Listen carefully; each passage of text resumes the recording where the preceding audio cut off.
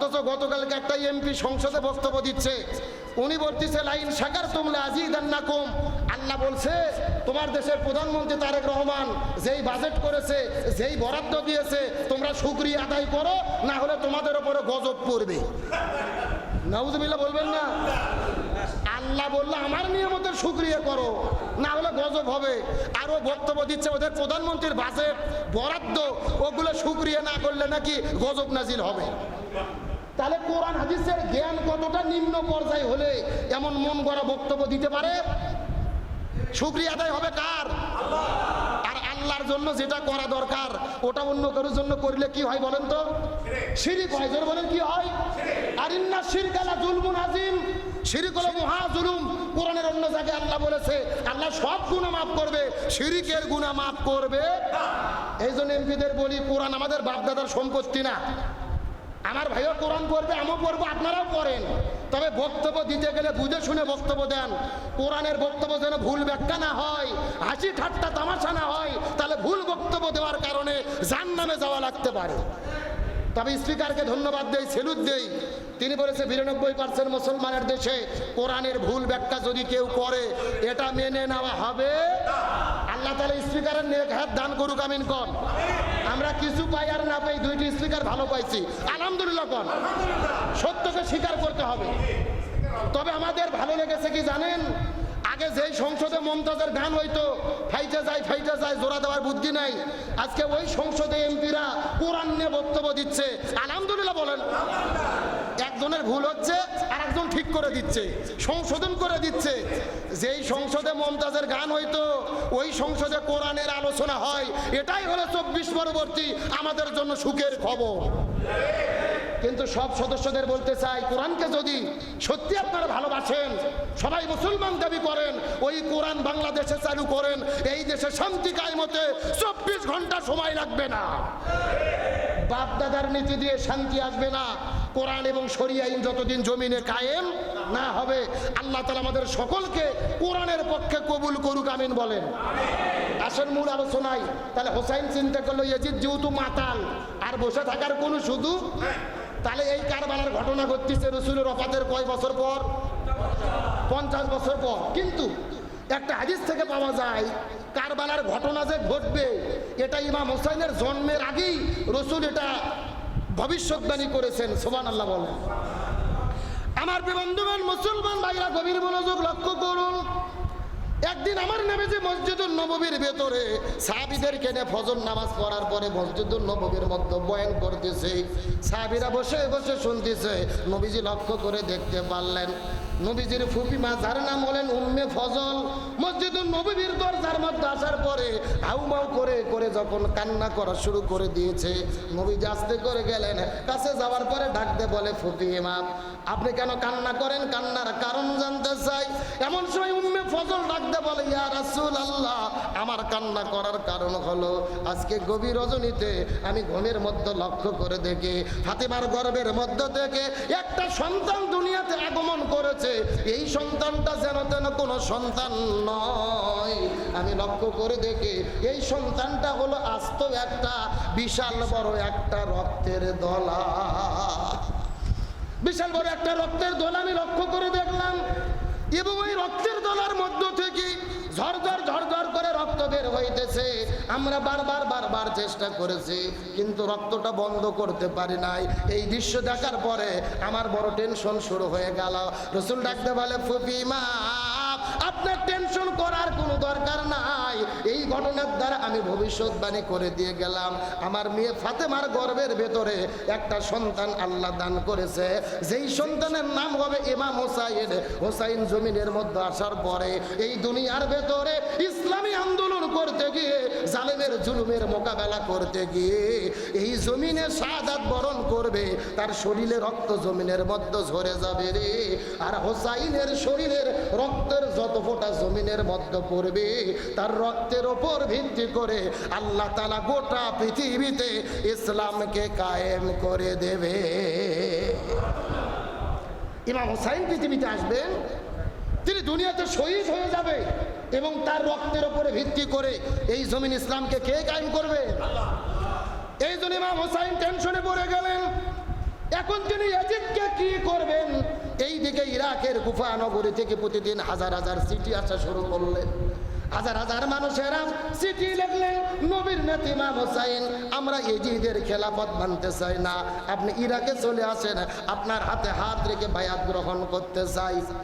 তার মানে দেশ হলো একটা, খলিফা কয়টা? ওই দিকে দামেস্কে আছে ইয়াজিদ, আর হোসাইন আছে মদিনার ভেতরে। রাজ্য হলো একটা, দেশ হলো একটা, কিন্তু রাজা কয়টা?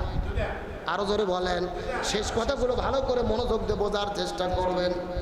হাজার হাজার চিঠি যখন হোসাইনের কাছে চলে এসেছেন, হোসাইন মসজিদুল নববীর ভেতরে সাহাবীদেরকে নিয়ে একদিন পরামর্শ মিটিং ডাকলেন। আপনারা বলেন তো দেখি, আমি ইরাকের কুফা নগরীতে যাব কি যাব না?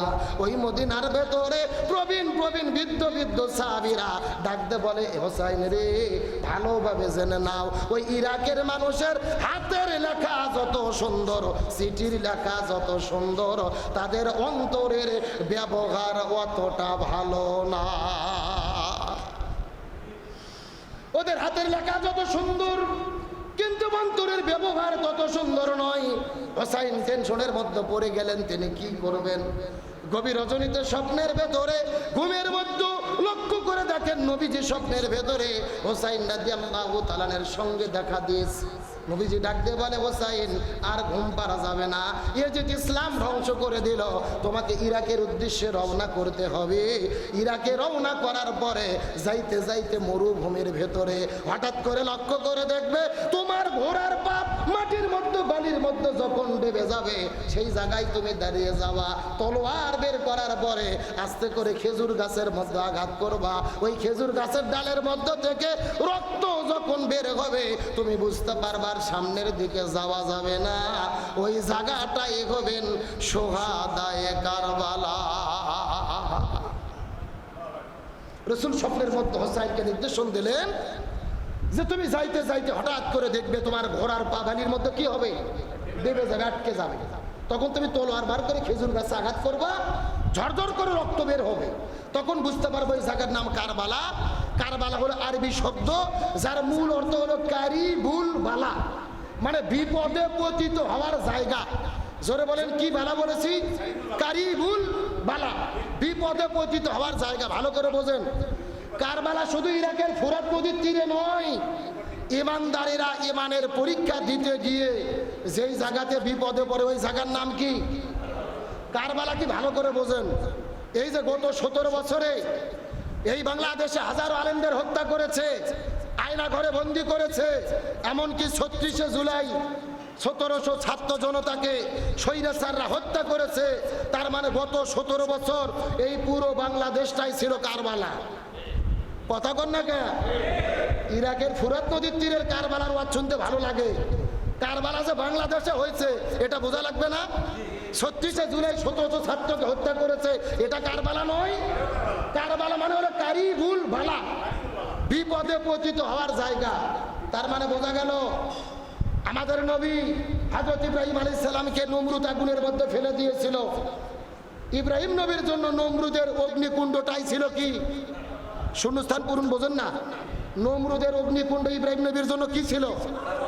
লোহিত সাগরের পানি। মুসা নবীর জন্য কি ছিল? এমনকি ওই মিশরে ইউসুফ আলাইহিস সালামের জেলে বন্দী করেছিল ইউসুফ নবীর জন্য, ওই মিশরের জেলখানা কি ছিল? কারবালা। তাহলে বোঝা গেল যুগে যুগে কারবালা শেষ হয় নাই, কিয়ামত পর্যন্ত কারবালা থাকবে। ইমানদার মুসলমানেরা ইমানের পক্ষে থেকে যেখানে বিপদে পড়বে ওই জায়গার নাম কি? বর্তমানে পৃথিবীতে কারবালা হলো ফিলিস্তিন। কারবালা কি? বর্তমানে ভারতেও কারবালা চলতেছে। মুসলমানদের গরু জবে করতে দিচ্ছে না, ওই ভারত থেকে বের করে দেওয়া হচ্ছে। মুসলমানদেরকে পুশহীন করা হচ্ছে, মসজিদে আজান বন্ধ, নামাজ বন্ধ। তার মানে ভারতেও মুসলমানেরা বিপদে। বর্তমানে ভারতে কি চলতেছে? জোরে বলেন, কারবালা। কিয়ামত পর্যন্ত কারবালা থাকবে। ইমানদাররা যেখানে বিপদে ওখানে কারবালা। আমার বন্ধুগণ, মুসলমান ভাইরা, আমি গভীর মনোযোগ দিয়ে কথাগুলো বোঝার চেষ্টা করেন। শেষ করে দেব শ্বেত চুম্বক কথাগুলো আপনাদের মধ্যে বলে বিদায় নিয়ে চলে যেতে চাই। হোসেন রাদিয়াল্লাহু তাআলা স্বপ্নটা দেখার পরে বাড়ির মধ্য থেকে বের হওয়ার পরে 72 জন পরিবারের সদস্যদেরকে নিয়ে, জোরে বলেন কতজন? 72 জন পরিবারের সদস্যদেরকে নিয়ে মদিনা থেকে ইরাকের দিকে যখন রওনা করলেন, ইরাকে যাইতে যাইতে হঠাৎ করে একটা গভীর মরুভূমির ভেতরে তার ঘোড়ার পা যখন বালির মধ্যে ডেবে যাওয়া শুরু করলেন, হোসাইন পরিবারের সদস্যদেরকে ডেকে বলে, তোমরা একটু দাঁড়ায় যাও। হোসাইন দাঁড়িয়ে গেলেন, তলোয়ার বের করে খেজুর গাছের মধ্যে যখন আঘাত করলেন, জর করে রক্ত বের হওয়া শুরু করলেন। হোসাইনের বুঝতে বাকি রইল না, এই জায়গাটাই হবেন সোহাদায়ে কারবালা। পরিবারের সদস্যদেরকে ডেকে বলে, আর বেশি সামনের দিকে যাওয়া যাবে না, এই জায়গার ভেতরে আমাদেরকে তাঁবু গেড়ে অবস্থান করতে হবে। এইদিকে দামেস্কে ইয়াজিদের কাছে খবর পৌঁছে গেলেন। ওই সময় কুফার যিনি শাসনকর্তা ছিলেন ওবাইদুল্লাহ জিয়াদকে নতুন করে নিয়োগ দেওয়া হলো ওই কুফার গভর্নর করে। ওবাইদুল্লাহ বিন জিয়াদ 10,000 12,000 সৈনিক রেডি করে ইরাকের কুফার দিকে চলে গেলেন। যাওয়ার পরে ফুরাত নদীর তীরে ওই নদীটা আটকে ফেললেন। হোসাইন আর তার পরিবারের সদস্যদেরকে পানি খাইতে দেবে না। 1 নয় 2 নয় 1 সপ্তাহ পার হয়ে যাওয়ার পরই হোসাইন রাদিয়াল্লাহু তাআলা এর সঙ্গী সাথীদের সঙ্গে যেই পানিগুলো ছিল, পানিগুলো যখন শেষ হয়ে গেল, হোসাইন রাদিয়াল্লাহু তাআলা এর ছোট্ট একটা শিশু ছিল, শিশু সন্তান আসগারকে হাতের মধ্যে নিয়ে হোসাইনের স্ত্রী সাহেবা এসে ডাকতে বলে, প্রাণের স্বামী, আমরা তো বড় মানুষ, আমাদের পানি না খাইলেও হবে, কিন্তু আমার ছোট্ট সন্তান, শিশু সন্তান আসগার বিদায় নিয়ে চলে গেল, একটা ফোঁটা দুধ আমার বুকের মধ্য থেকে পান করাতে পারি নাই, আমার স্তনটা বুকের মধ্যে শুকে গেছে, আমাদের পানির কোনো দরকার নাই, এই ছোট্ট বাচ্চার জন্য 1 ফোঁটা পানির ব্যবস্থা আপনি করুন। হোসেন রাদিয়াল্লাহু তাআলা শিশু সন্তান আসগারকে কোলের মধ্যে নিয়ে ওই ফুরাত নদীর কাছে যাওয়ার পরে ইয়েজিদের বাহিনীদেরকে ডাকতে বলে, ইয়েজিদের বাহিনীরা, তোমাদেরকে কে সাহস দিল এই ফুরাত নদীর পানি কত কুকুরে খায়, কত পাখি খায়, কত ছাগল খায়, ভেড়া খায়, দুম্বা খায়, অথচ নদীর পরিবারের সদস্যদেরকে ফুরাত নদীর পানি আটকাই দিলা? আল্লাহর দেওয়া পানি আটকে দেওয়ার তোমাদেরকে কে অধিকার দিল? তোমাদের যদি পছন্দ না হয় আমাদেরকে যাইতে দাও, আমরা মদিনায় ফেরত চলে যাব। যদি মদিনায় যেতে না দাও আমাদেরকে দামেস্কে যেতে দাও, তোমাদের নেতা ইয়েজিদের সঙ্গে আমরা সরাসরি কথা বলবো। যদি সেখানেও যেতে না দাও আমাদের ইরাকের দিকে কুফা নগরীতে যেতে দাও, মানুষজনের মধ্যে আমরা যাইতে চাই।